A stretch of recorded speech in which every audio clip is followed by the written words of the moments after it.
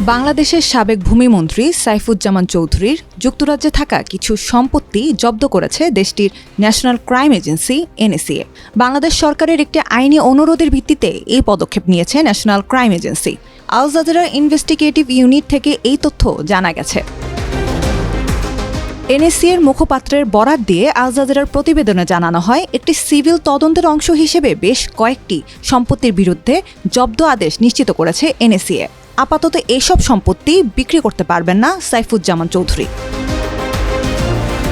ক্ষমতাচ্যুত প্রধানমন্ত্রী শেখ হাসিনার ঘনিষ্ঠ রাজনৈতিক মিত্র এবং সাবেক ভূমিমন্ত্রী সাইফুজ্জামানের বিরুদ্ধে অর্থ পাচারের অভিযোগে তদন্ত চলছে বাংলাদেশে।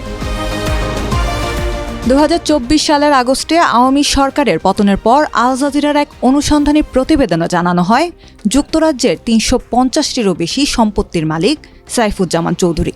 এর মধ্যে একটি বাড়ির মূল্য দেখানো হয়েছে প্রায় 11 মিলিয়ন পাউন্ড। এছাড়া লন্ডন, দুবাই ও নিউ ইয়র্কে 50 কোটি ডলারের মূল্যের রিয়েল এস্টেট ব্যবসায় বিনিয়োগ রয়েছে তার। মন্ত্রী থাকাকালে তার উপার্জিত সম্পদের উৎস নিয়ে অনুসন্ধানের অংশ হিসেবে আল জাজিরার সাংবাদিকদের নেওয়া সাক্ষাৎকারে সাইফুজ্জামান চৌধুরী জানান, বাংলাদেশের বাইরে বৈধ ব্যবসা থেকেই যুক্তরাজ্য সহ অন্যান্য শহরে সম্পদ কিনেছি। বিদেশে আমার ব্যবসা সম্পর্কে সাবেক প্রধানমন্ত্রী শেখ হাসিনা সব জানতেন। আমার বিরুদ্ধে আনা সব অভিযোগ রাজনৈতিক উদ্দেশ্য প্রণোদিত।